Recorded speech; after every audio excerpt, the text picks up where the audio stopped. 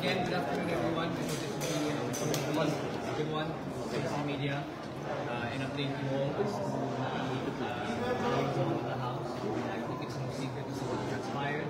The vote for the speakership is currently ongoing. I just cast mine for Congressman Constantino Bojoy III, being the nominee for Speaker. Why Bojoy? Was Abby Benitez or Toby Chanco even chosen by Malacanang? First of all, it was not a matter of being chosen by Malacanang. Aside from that, kung Toby said, ayaw niya. And kung Abby gave way for Bojoy. How this works is, of course, it's a game of numbers, the magic number being 158. Kinausap at tinanong po namin ang mga party leaders kung sino sa tingin nila pwede maging speaker kapalit ni Speaker Martin Romualdez. At ang pangalan na lumabas lagi ay ang pangalan ng We are a collegiate body. The Speaker is Primus Inter Pares and he serves at the pleasure of the majority. So, nung lumabas po ang pangalan ni Congressman Bojoy, yan po nominate bilang Speaker. Sir, sabi ni Pulong Duterte, cover-up move na naman daw po ito. Kayo daw po yung pumili kay Bojoy. Sabi ni Pulong Duterte, cover-up move na naman daw po itong pag-resign ni Speaker, tapos kayo raw po pumili kay Bojoy. Kung ang baka-style ngayon nung anak siya ng Pangulo, pero I can assure you that we are consultative with all the party leaders. Pwede mo silang tanungin. We met for plenty of weeks. Kung nagpakita sana si Kung Pulong dito sa trabaho at sa session, baka makikita din niya. But I'm sure he's busy looking for the 51 billion that was kept in his district. Sinabi ni President Marcos na magkaroon ng change of leadership. Actually, hindi pa kami nag-usap. The last time sinamahan ko, nakita ko ni Pangulo was nagsama, humingi si Speaker Martin ng meeting kay Pangulo. And then, nagbigay po siya ng kanyang resignation sa Pangulo bilang Speaker. That's the last time kami siya. Bakit direksyon ng Kamara ang gano'n? She'll have to wait for the new Speaker.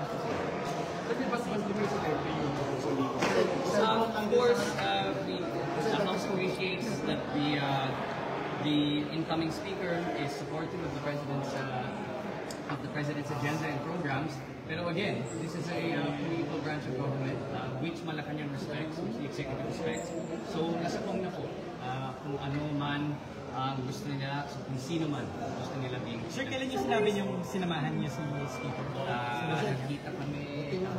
Sir, kailan niyo meeting niyo with the President? So, did the President Bojoy? What happened to Nakasabi ko lang, ma'am. The Speaker asked for a meeting with the President and he gave his resignation and said that it was an honor to work with him and that he was stepping down to ensure the independence of the Independent Commission and so for not to protect the institution, for people not to say that he was using his influence to influence the ICI. Sir, following the resignation of Speaker Romualdez, what will happen to Saldico? The President did not ask No, he offered to step down. Sir, wala po bang, would you say na hindi naman nawala ng tiwala yung mga House members kay former Speaker Romualdez? He had the numbers. Simple lang yun. Nasa iyo yung House leadership. He had the numbers. Sir, ano ang gagawin ng House leadership kay Congressman Saldico? Na iniuugnay din sa mga anomalya sa budget. I am going to be the first one to tell you that he should come home and face any and all allegations against him. Will you force him to come home? I don't know if that is something you can do as a body, but again, I think he should come home and face allegations against him. So if They not, are too severe and it's dragging the House. It's dragging the House. if not, would that be enough for him to face the ethics committee? It might be, yes. I mean, there is a precedent for it. Already Teves did the same. Sir, totoo bang may opposition from for House Speaker to resign? That's not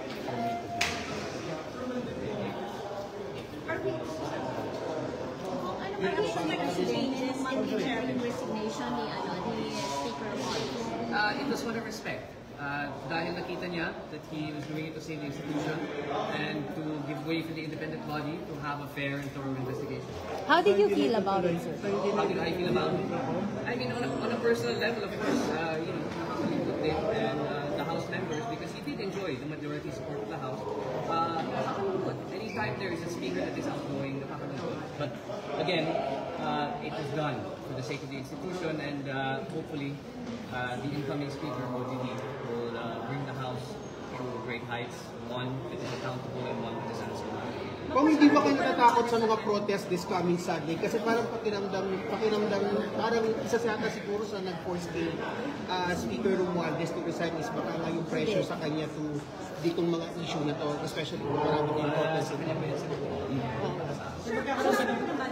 Sa chairmanship ng mga Sa tingin ko, ma'am, nasa gitna pa tayo ng budget. Kailangan natin ipasa ang pinaka-importanteng batas ng ating bansa ito ay budget. So, I don't think there will be any changes for now in the chairmanships or the composition of the leadership.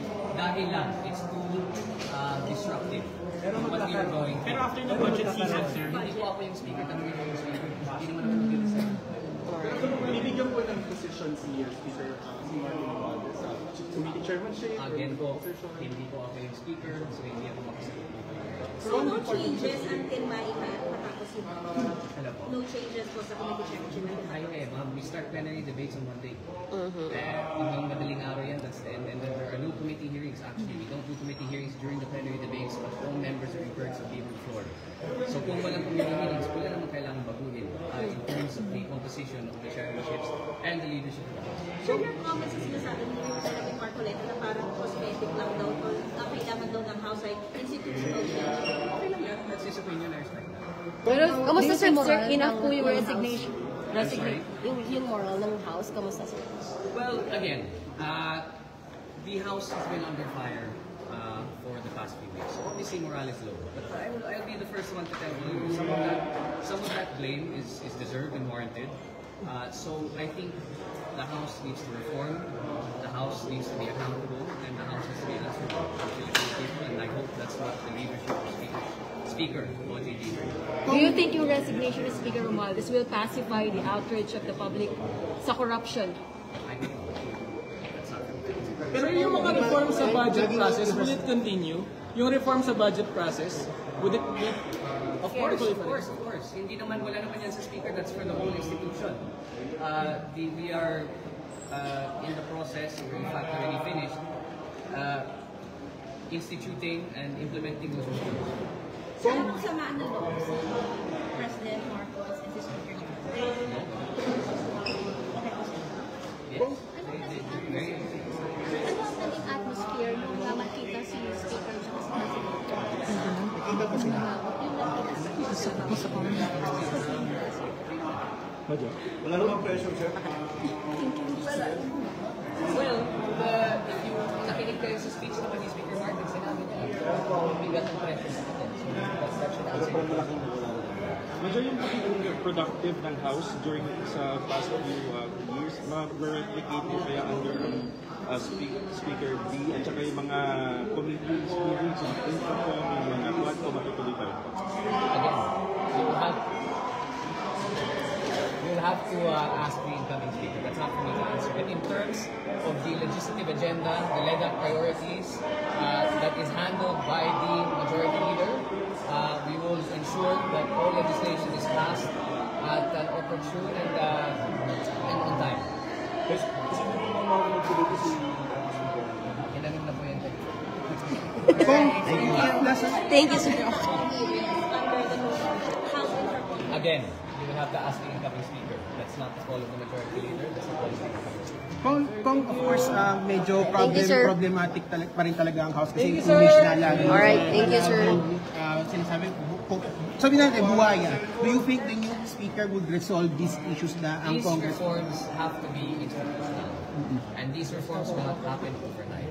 If that is the image of the House currently, then it is the responsibility of the House to change that image through the reforms that we see. If that is how the people feel, then it is on us as public servants to ensure that changes. Okay? Thank you, sir.